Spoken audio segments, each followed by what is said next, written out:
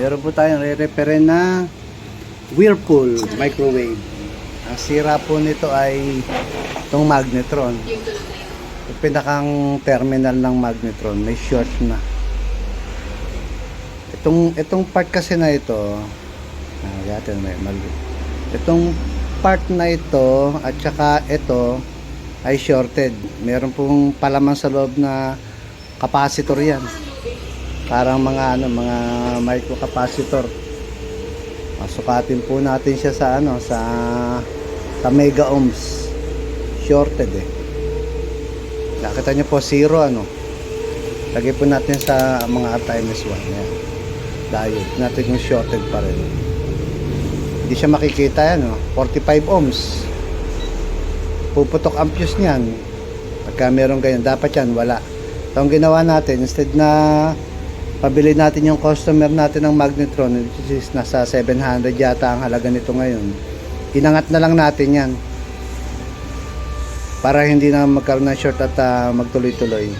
Mamaya po, testingin natin ito po yan ito natin tinanggal, tsaka putok ang fuse. Palitan na natin mamaya yan. At ito na nga, tinanggal po muna natin yung takip nakita nyo naman nakaangat siya. Ayan angat natin yan para magdire-diretso na siya. Testingin po natin, lagay natin sa nakasaksak na po yan panda rin natin. Ayan po, mga 1 minuto mahigit siguro.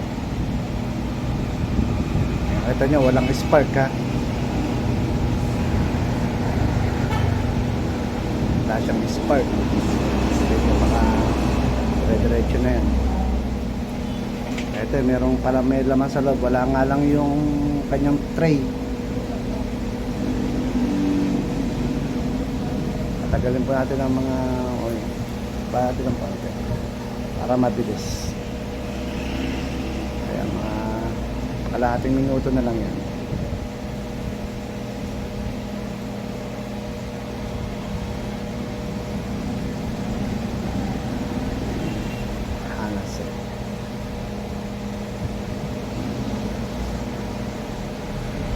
Testingin natin kung umiinit na.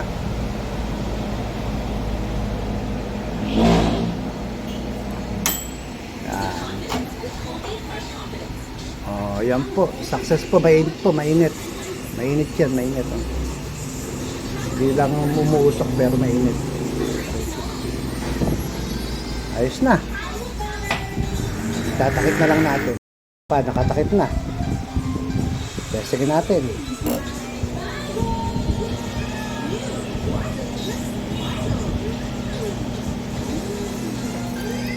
Konting lang yan, konting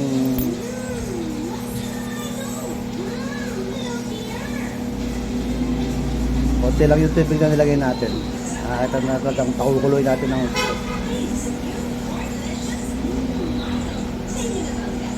tuwa na mayari niya. Labor lang ang babayaran. Hindi siya bumili ng magnetron.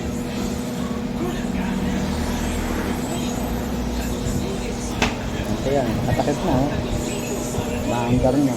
Obvious naman na umali kasi umuugong.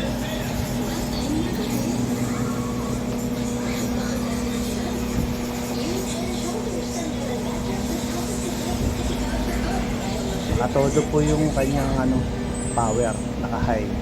Kaya hindi siya magka-cut off. Dire-diretso init. Naalala natin kung okay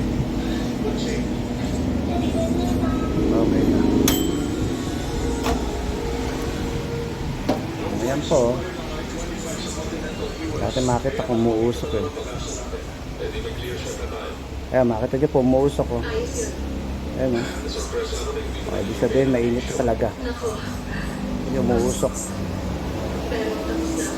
Usok siya.